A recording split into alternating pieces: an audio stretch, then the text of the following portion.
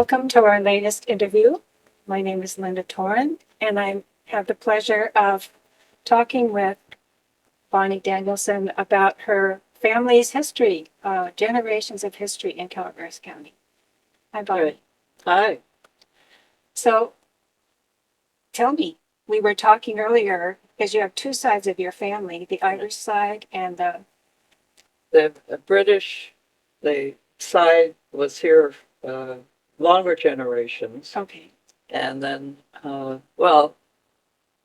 they're completely separate. But I know both histories, and so I can probably start with the 1850 in Manchester, England.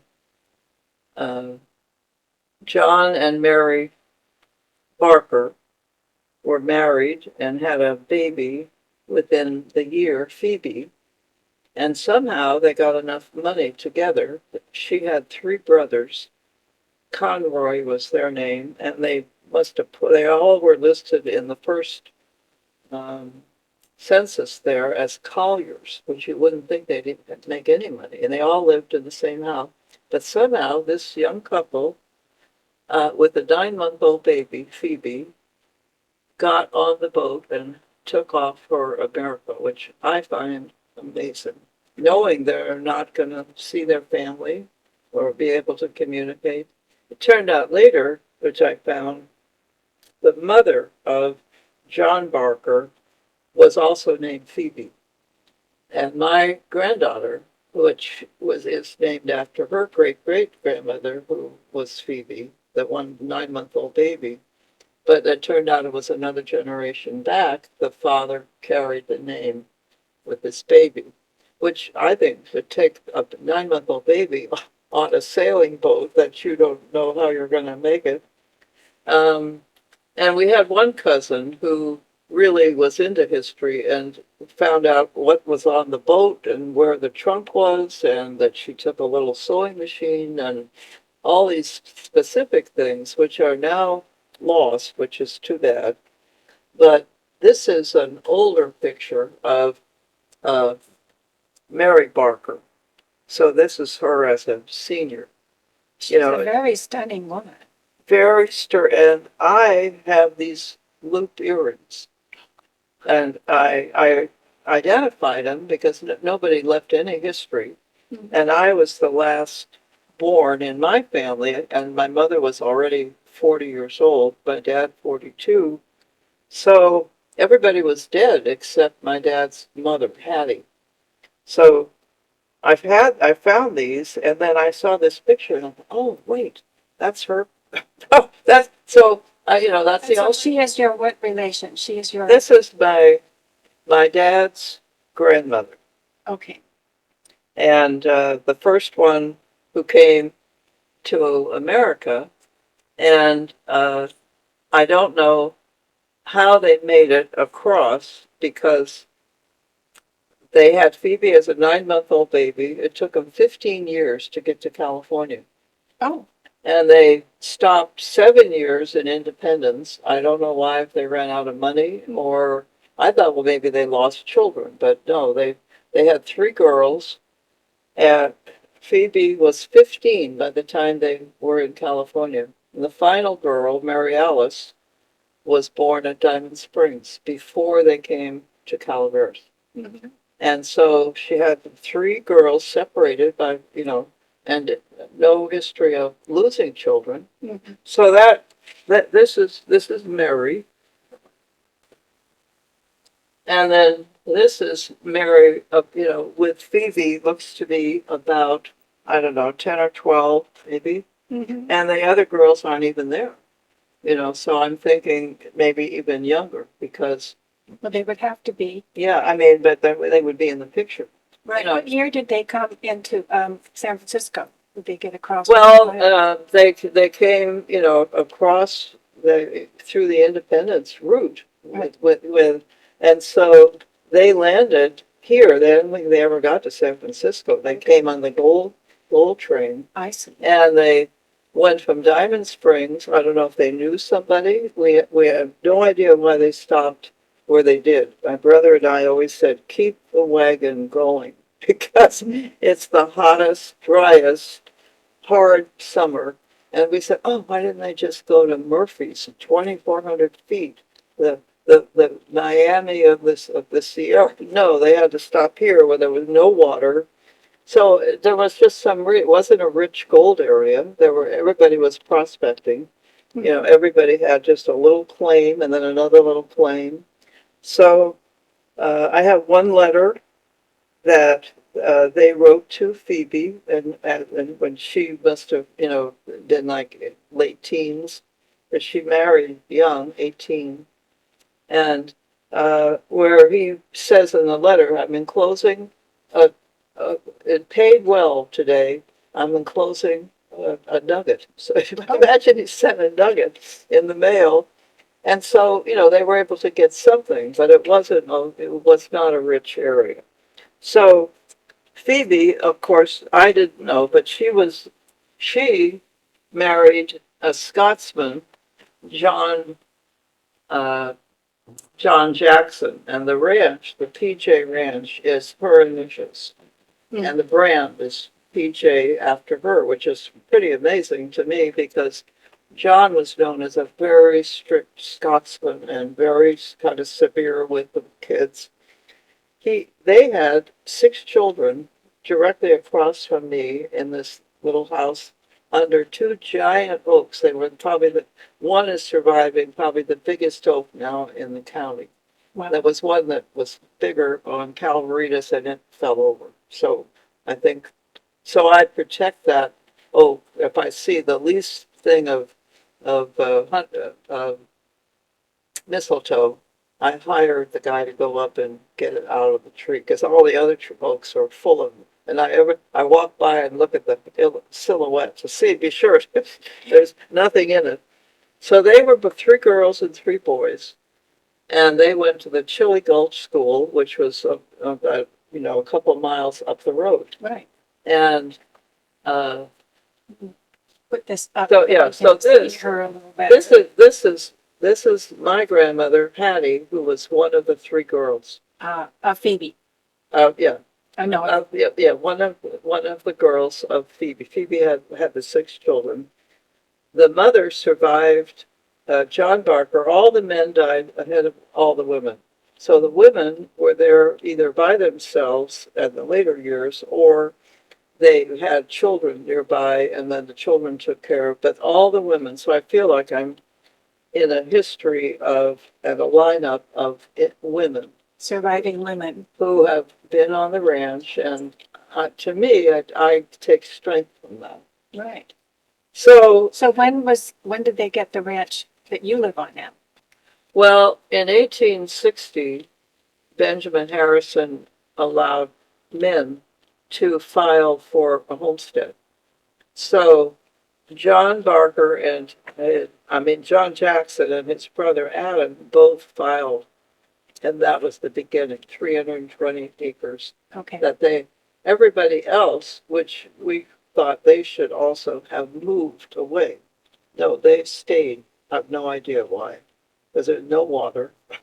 There was no gold, really. You know, I don't know how they really supported themselves, but they were the family who stayed. And when we were growing up, my brother and I, every little hill had a name. Well, we didn't think about it. This is the Nooner, and this is the this, and this is the Benson. Well, they were all turned out to be families.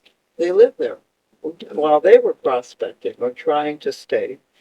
And then gradually, over many years, my family, one of them was a spinster teacher. She's the only one that had any money. And she would, $100 here for a little piece of land and another over here. And gradually, at its best, it was 1,000 acres. Wow. And now it's down to just under 400 between my brother and me. And when my brother died, then I now have it in my name. Mm-hmm. So then I have one son and one granddaughter, and I don't know how it's going to go from me because they don't have the same connection to it that I do. So anyway, Hattie was one of the girls. She married a Swede, Dan Danielson, who came over from uh, Växjö, Sweden, which is in the southern part of Sweden, at age 17. And his brother is from this Danielson family in Blanco, who is well known there, had 13 children. Oh my. And they are everywhere in Calaveras County, I mean, descendants. You know, they're in the butcher shop and the bank. And I mean, I'm related to somebody I don't even know. Right. So, and Dan, I'm not sure how they met, but they had two children. And Dan, his entire life, was a pick and shovel miner, the entire life. And this is probably them at their prime. This is my grandmother Hattie, the only grandmother that I knew, and that's my dad, Ralph, and my Aunt May, and this is Dan Danielson.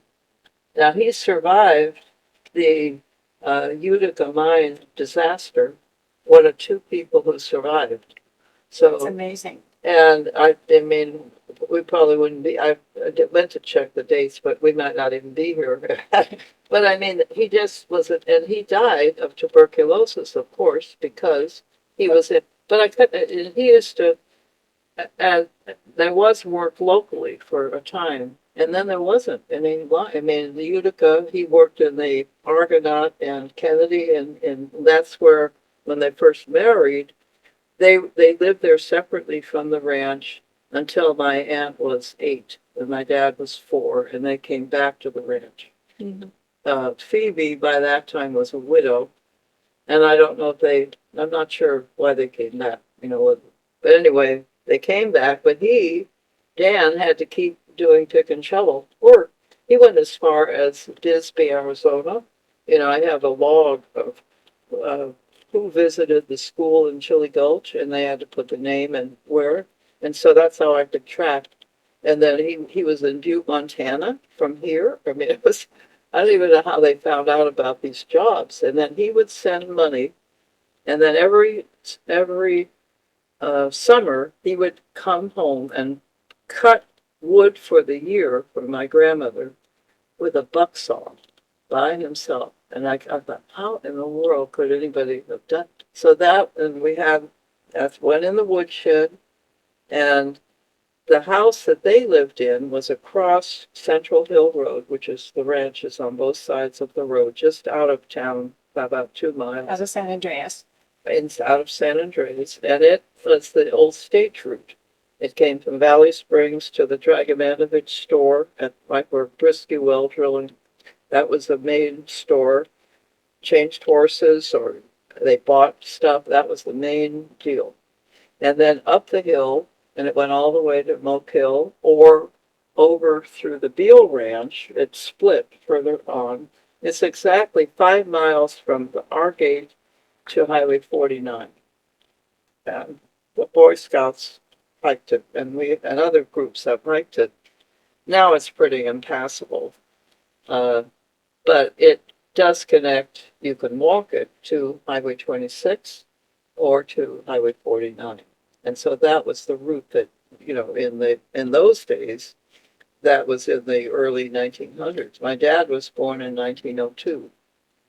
And so his grandmother, Phoebe, was there. And then Dan was away so much, just getting any money he could, that Hattie had to run the ranch. She totally just had to do everything. And then do they run cattle or? Well, They do.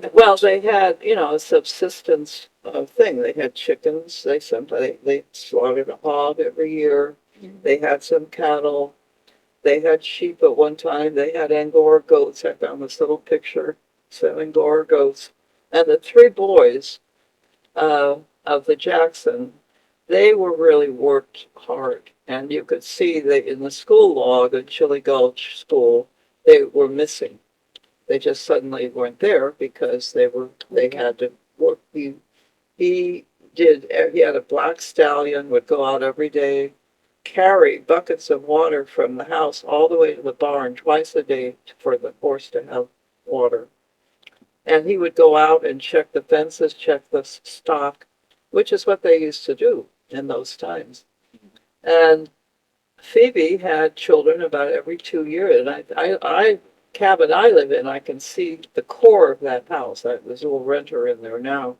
And I just hold my head and I think, how in the world did she do that? You know, and she had to do all the meals and the kids and the diapers and everything, you know, and I just thought, and she was a small woman though, and as an older lady, she was just this little tiny, and they know she was known as a whistler.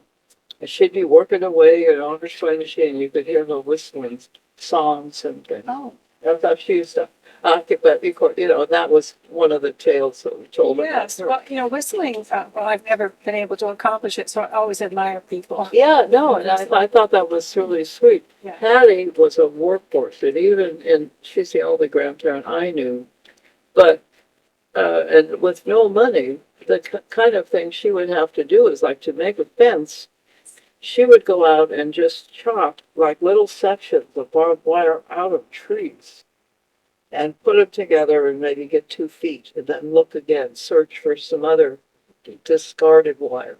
I mean, they didn't buy anything new that they didn't have to. Mm-hmm. And I just found that amazing. And, you know, and so that was a great model for me. And then Dan was a true Swede. Every once in a while because my parents did not live up here.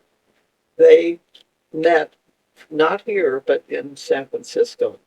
So once they were the 3 boys of the Jackson boys, they never married. And I think and one who had the final child lost his leg just as he was about to go to school, because by that time his sister had money and he was going to be a lawyer. Whole things died. What happened? It was a mining accident, sliced with a ore car, had to be cut off, and he never recovered. Couldn't get used to a prosthesis and so forth. So they had a very sad, and I knew one of them was an old man when I was visiting up here as a kid. And Uncle John, they all 3 committed suicide. All 3. So the youngest one just in his, you know, was shocking. Yeah, the whole, it was like, oh, and he was away. But he went from going to be a lawyer, he became a willow furniture maker, making baskets and chairs and things. And I think the whole depression thing, and then being raised the way he was. But he was rock gorgeous. I mean, the pictures of him with his mother, Phoebe, he looks like a movie star. Mm-hmm. So, and he would have been something, you know. Right. So that, I think, set the other 2 boys off. And one was quite OCD, and my brother remembers him. And then the 3rd one was just by himself with a gangrenous wound that never healed. Okay. And so that was there. So anyway, That's very sad. so that's the beginning history. And then my dad was raised on the ranch with, This is your dad. that's my dad here, Yeah. 1902. And that's the first world, and he was artistic. His drawings are in the old school books, the yearbooks. And World War I ended just when they were graduating, but he was too young, 17. There were no jobs, so he went to San Francisco. That's how he got down in the Bay Area. Mm-hmm.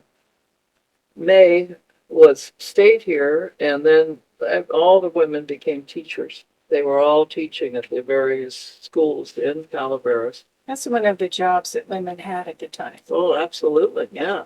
So, I mean, there's a picture of Lottie, who's one of the girls. There was Agnes, Lottie, and Hattie. And Lottie was teaching at Chili Gulch when they were going there. she was like 17 or 18. She was the teacher. Uh, Agnes became a teacher. May became a teacher. So it was, as you say, it was a thing that It people was the did. one job women could Yeah, have. yeah, exactly. So that's how my father got down there, and he worked at the Olympic Club, and he was absolutely handsome. The blonde hair back and this kind of Nordic look. And then amazing. The pictures from that era are so much better than anything we have now. They're just, I mean, unfortunately, my mother's family didn't have any, pictures of the family individually. So, Right, but you have pictures of your dad when he's older? yeah, but I didn't bring. I Oh. did. I have it as an adult. Mm. I maybe one as maybe 10 or 12. This is them, my grandmother Hattie and Dan, in their later years.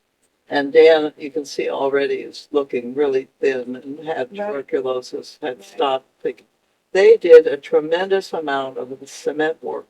My grandmother loved doing cement, so we have two of these baskets right on the front lawn, and we have walls and all different kinds of things, and that was Hattie loved to do that. So has survived, and I plant it every year for her.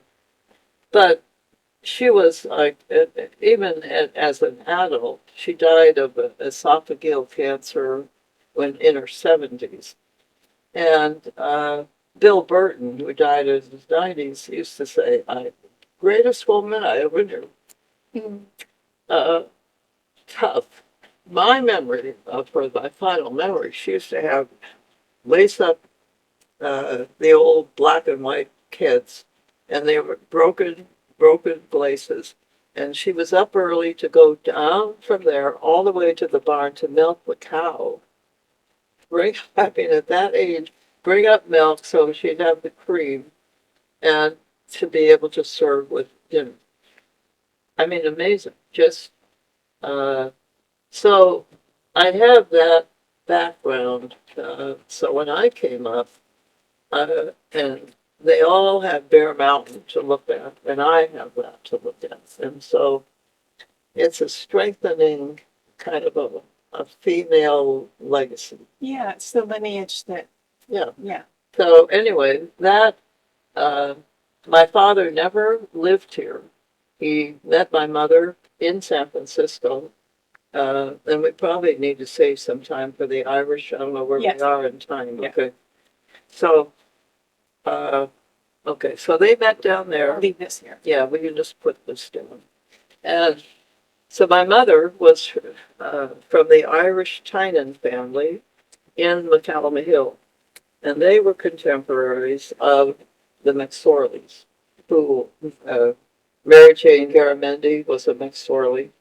And so they're big, very big in the Catholic Church there. My grandfather, Tom Tynan, was born there. So he Born where? in McCallum Hill.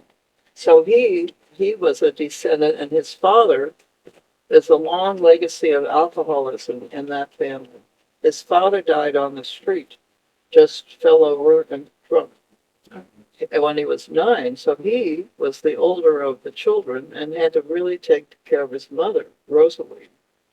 And so he has that history. He had an amazing musical talent, perfect pitch, could play any musical instrument handed to him without any training.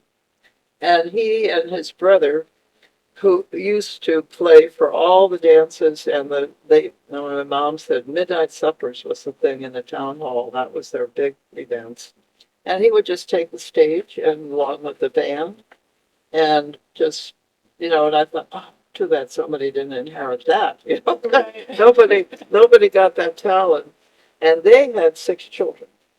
I don't know how Tom got with Mary Ellen, who was his wife.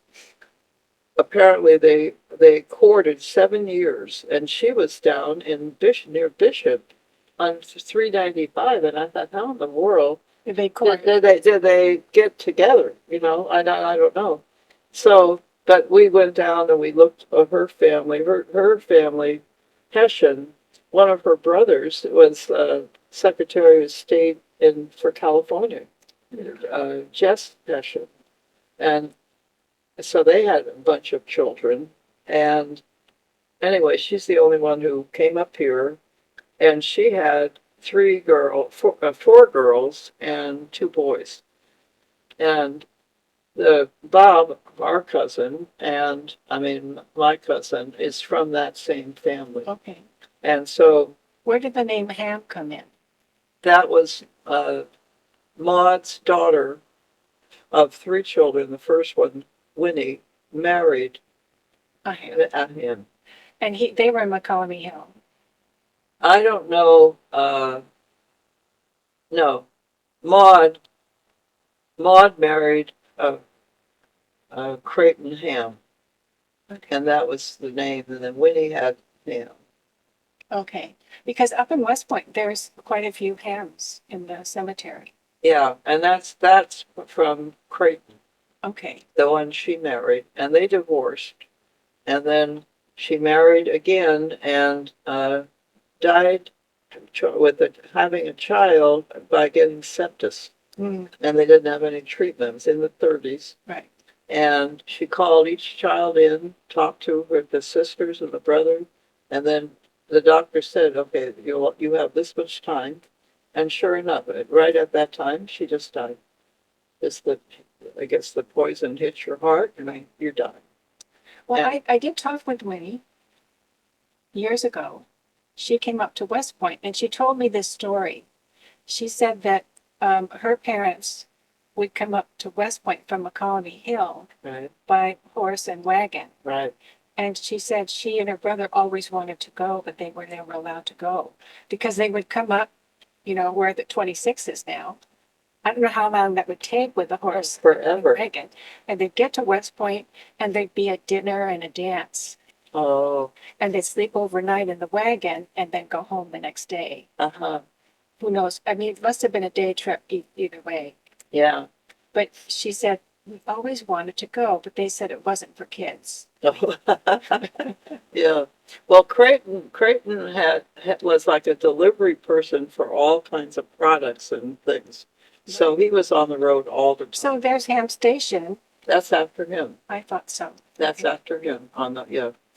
So the Tynans, my mother was the final child, and her mother had an open womb and had to stay in bed for the last 3-4 months. And Maud, the oldest 15-year-old, sort of took care of things. So when my mother was born, I think it was like one too many kind of thing, and like her health was really at risk. And so the story was that Maud took all the children, here she was going to give birth, up to Stockton Hill, where the baseball games, up on 26.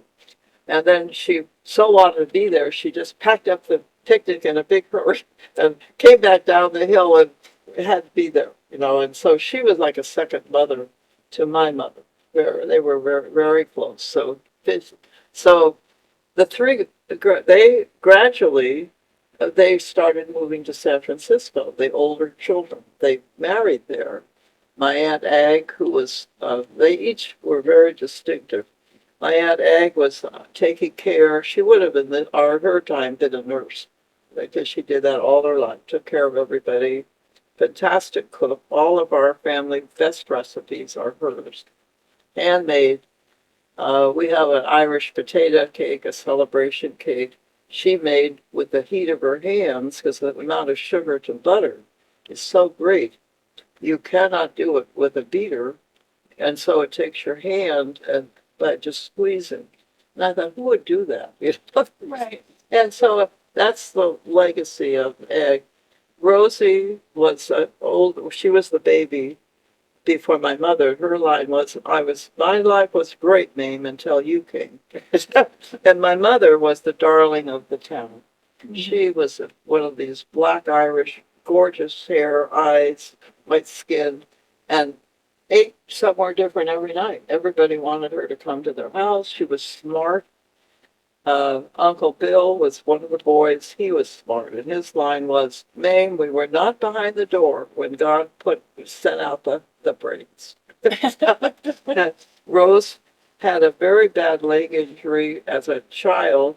Somehow osteomyelitis started, and she had a agonizing, imagine from McCallum Hill, trying to heal osteomyelitis. Took her by wagon all the way to Stockton. I mean, she was in agony. And they, at that time, had a wonderful Dr. Stuckey. And, you know, we have pictures of them all with the McSorleys in front of the church. Here they are all lined up with, and they got communion and confirmation together. And the McSorley men are in the back, my grandfather, Tom, and there's the McSorley, right? Because they were godfathers to each other's children. Right. And in the school, same thing. The schoolhouse, which is right below where Winnie lived, right up from where the firehouse is now, when she married. And she had 2 children, and then when they divorced or were about to, then they reconciled, and she had 1 more, Roy. And when she died, he was still in his teens. So our family, you know, they all took him in and kind of finished raising him. And he turned out to be, you know, life of the party kind of. And then my mother was the party girl. And so just the mother, father, and my mother were left when my mother was 15. And they decided, well, everybody's in San Francisco. We're going to go to San Francisco. So they sold the house for $1,000, and can't even believe it. Right at kitty corner. What year was this? My mother was 15, so 1917. Okay. And they all kind of lived together in the Haight-Ashbury. Cole, Frederick, right below. Right. Very different. Right behind, you see that. My grandfather, Tom, sharpened saws by hand for the men building Kezar Stadium. And they could walk. I remember as a kid, we walked over to the game at Kezar Stadium. Mm-hmm. And you'd start up at the bleachers up high, and by the end of the game, everybody'd be so blacked with booze, you'd be way down at another level and all mixed up. So it was a great, and so then they sold and came down, and my mother was behind my dad by a couple of years, but they didn't know each other up here at all. She didn't graduate from up here, and you know, in those days so she never finished, but was really smart. And Bill, World War I came in, and Charlie, who was like rock gorgeous, I mean, absolutely a movie star look. He had the black Irish look, and he did not want to be drafted, so it took him a long time to catch up with Charlie. Get him on the train in Valley Springs to go to war. And when he got to Europe, he just had the time of his life. He was dating Princess so-and-so. And, oh, my God. Yeah, and so he stayed beyond the end of the war and just had a grand old time. So that was, and Uncle Bill they didn't accept him. He had something the matter with his feet or something. And he was very bright. But he was down there. So Rose, by that time, they had healed up the osteomyelitis at one time, and she was home, and my mother remembers that she would just keep saying, good night, and mother would say, good night, Rose, good night, and then she'd, all night long, good night, Rose, and finally my mother would say, good night, that's it, that's enough good nights, you know, I mean, these are the kind of things that, you know, they passed down. Right. But it came back on her. She didn't lose her leg then, but it came back on her when she had 2 boys, and they were just in grade school, and she lost her leg when it came back. They couldn't save. And so she did not get a prosthesis. So I knew her all the time with crutches, and she was a very sweet person. And so she and my Aunt Ag had flats in San Francisco, which is upper and lower. So in their later years, that's how they lived. And Rose had two boys. Ag had two boys. The boys, neither boy had children. Winnie had three children, and my mother had a girl who died at 5, Mary Ellen, named after her mother. Uh, and then my brother, who was a year old when Mary Ellen died, and then I was the replacement for Mary Ellen. They were even going to name me the same name. Mhm. And so that has colored my life. I didn't know Lynn had 3. What? You said Winnie had 3? She had 3. She had Winnie, the first one, and then Russell.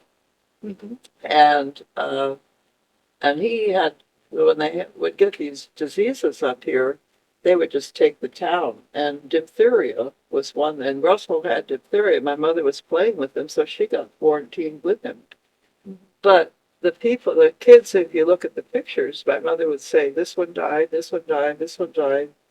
And it was the only child of the doctor, the only child of the pharmacist. These key people, no matter how much money or prestige they had, they lost their, they died. They had no way to. So there were those kinds of things. And in those days, the way the sections in McCallum Hill were very definite, the lower gardens and, different ethnic sections. But once they left and went to San Francisco, then that became, the life there. And unfortunately, whoever bought the house tore it down. So I never got to see the house, which would kill me because I see the school, I see the church, I go to the church. So they had they married in 23 and we did 10 years and have no children. And really wanted children. And so one of the old doctors said, Mame, I think those days it was the beginning of trying to open your fallopian tube. I was thinking he probably used a bicycle tire pump and gave her that treatment, and then she got pregnant. Oh. And so it was very, my dad worked for the Western Pacific Railroad. That's a job he liked for 45 years. And then he would come up to help his mother, and we would come with him almost 3 weekends out of the month. And that was my beginning of going with him. Because my brother went in the seminary from 8th grade, which I was very glad because it opened up a bedroom. We just lived. You had to share. We lived in a craftsman bungalow in Oakland, and in those days it was all by parish. And the women stayed home, and the men worked. You had one car. Coming up here was a 2-lane Altamont Pass, 3.5 hour trip. And my dad would kill himself working from the time he arrived until late Sunday night, go all the way home, and go to work Monday. His idea was, if you have tired yourself out and you couldn't go, then that's your fault. You go to work anyway. So if he was an outdoor fisherman, clam, shad fishing, and and no matter how tired he was, he had such a work ethic. And so and I would go with him. So my big achievement was big 25, 36-inch wrenches holding my end without getting lifted up. Finally, when he was on his end tightening his thing, that was like the mark of, real accomplishment. And that's what my grandmother used to do. So living there by myself, now I came up as a single mother from a great job in psychology with children in 77. And nobody had been there. My grandmother was dead. My aunt was the beginning of care. She had her own house, and she lived to 101 and a half. And so my single son, I was a single parent right away, and my dad was so happy that I decided to move there because I thought I wanted to raise him, not have him in daycare in the city. Right. So we've been there 47 years, and it has suited me well. But the history of the people is, I mean, I feel like I'm not alone. Right. Right.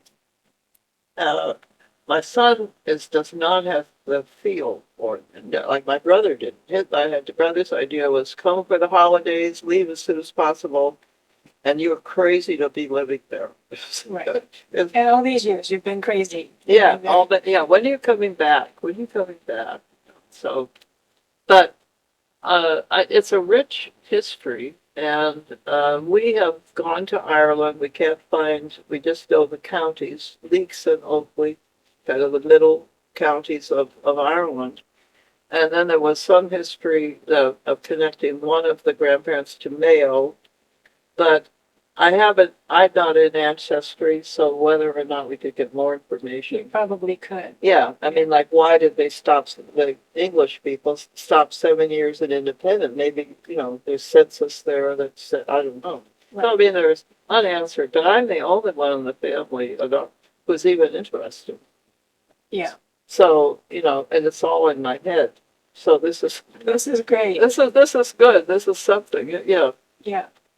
Well, you have kept your history. You have kept that connection. And I think you've gained a lot of strength from your ancestors. Oh, absolutely. No, absolutely. I start every day looking at Bear Mountain, and I think it's the same mountain they all looked at from different angles, depending which house you lived in. I picked out the cabin because it had light. The house that Dan and Hattie lived in was somewhere else on the ranch. They bought it for $100 and moved it board by board and put it up where it is now. There's another story. Yeah. And we call it the big house, but it's dark, and I did not want to live and it had no kitchen, so I wouldn't. Oh, well, there's a problem. They used to have everything, right? And one of the great stories about Phoebe, when she would have all these children and a demanding husband and cook the meal, she'd hurry up, get the main meal, which was at noon, and she'd pack up and hike all the way over the hill on Toyon, up and down, and it's like that, and to go visit her sister, Mary Alice, who lived right there where Toyon School is now. Yeah, so your family had that property where Toyon is.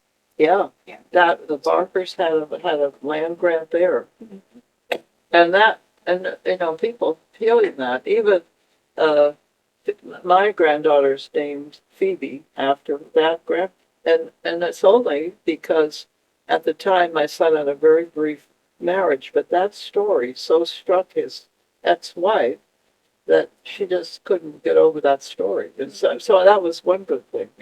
So,